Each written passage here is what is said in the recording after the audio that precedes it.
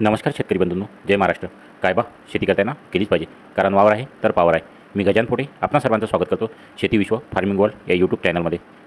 आपण या चॅनलवरती नवीन असाल तर सबस्क्राईब करायला विसरू नका, कारण सबस्क्राईब केल्याने आम्हाला मोटिवेशन मिळतं.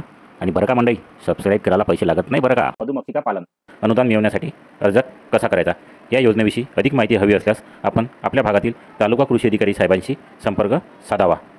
तर चला मित्रांनो, पाहूया ऑनलाईन अर्ज कसा करायचा. याकरता आपणास गुगल क्रोमवरती क्रोम ओपन करायचा आहे, तुमच्या लॅपटॉपवरती, मोबाईलवरती, पीसीवरती.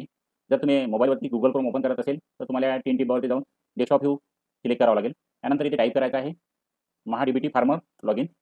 महाडीबीटी फार्मर लॉगिन टाईप केल्यानंतर महाडीबीटी महाराष्ट्र gov.in या साईडवरती क्लिक करायचं आहे. क्लिक केल्यानंतर इथे तुम्ही दोन प्रकारे लॉगिन करू शकता. एक तर तुमचा वापरकर्ता I D, user I D आणि पासवर्ड च्या साह्याने, तसेच आधार कार्ड नंबरच्या साह्याने. आपले सरकार नावाची अशी एक साईट ओपन होईल. आधार कार्ड नंबर इथे प्रविष्ट करायचा आहे. आधार कार्ड नंबर टाकल्यानंतर सेंड OTPवरती क्लिक करायचं आहे. जर तुम्हाला असा मेसेज येत असेल your Aadhaar number is not registered, म्हणजे तुम्ही आधी कुठल्याही प्रकारचं यामध्ये लॉगिन केलेलं नाही आहे, या व्हिडिओच्या डिस्क्रिप्शन बॉक्समध्ये एक लिंक दिलेली आहे नवीन रजिस्ट्रेशन कसे करायचं, त्यावरती क्लिक करायचं आहे. आणि तो व्हिडिओ बघून तुम्हाला नवीन रजिस्ट्रेशन करायचं आहे. नवीन रजिस्ट्रेशन झाल्यानंतर म्हणजे या व्हिडिओची प्रोसेस तुम्हाला नंतर फॉलो करायची आहे. सुरुवातीला तुम्हाला काय करायचं आहे की डिस्क्रिप्शन बॉक्समध्ये जाऊन त्या व्हिडिओप्रमाणे तुम्हाला तुमचं महाडीबीटी पोर्टलवरती नवीन रजिस्ट्रेशन करायचं आहे. हे रजिस्ट्रेशन झाल्यानंतर हा व्हिडिओ नेक्स्ट स्टेप आहे तुमची, म्हणजे नंतर मग तुम्ही हा व्हिडिओची सुरुवात करू शकता. आधार कार्ड नंबर प्रविष्ट केल्यानंतर सेंड OTPवरती क्लिक करायचं. OTPवरती क्लिक केल्यानंतर OTP पाठवा. OTP पाठवल्यानंतर इथे मेसेज येईल तुमच्या रजिस्टर्ड जो आधारला लिंक मोबाईल आहे त्यावरती OTP सेंड करण्यात येत आहे. ओके करायचं आहे. ओके केल्यानंतर तुमच्या रजिस्टर्ड मोबाईलवरती आलेला OTP इथे प्रविष्ट करायचा आहे. आलेला OTP प्रविष्ट केल्यानंतर इथे OTP तपासावरती क्लिक करायचं आहे.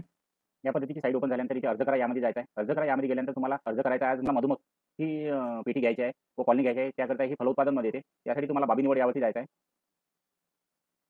बाबी निवडवरती क्लिक केल्यानंतर इथे घटक प्रकारमध्ये नॉन प्रोजेक्ट बेस बाब निवडा. बाब निवडामध्ये मधुमक्षिका पालन सर्वात वरती येतं. मधुमक्षिका पालनवरती क्लिक करायचं आहे. उपघटकमध्ये तुम्ही मधुमक्षिका वसाहत व मधुमक्षिका संच वाटप निवडायचा आहे. संच वाटप निवडल्यानंतर इथे तुम्ही टाकू शकता तुम्हाला किती पेटी ची मधुमक्षिका वसाहत करायची आहे. आपण इथे टाकू 25 पेटी. यावरती जतन यावरती क्लिक करायचं आहे. तुमचा हा घटक यशस्वीरित्या समाविष्ट झालेला आहे. नोवरती क्लिक करायचं आहे. नोवरती क्लिक केल्यानंतर इथे अर्ज सादरमध्ये जायचं आहे. अर्ज सादरमध्ये गेल्यानंतर इथे ओके नंतर पहा.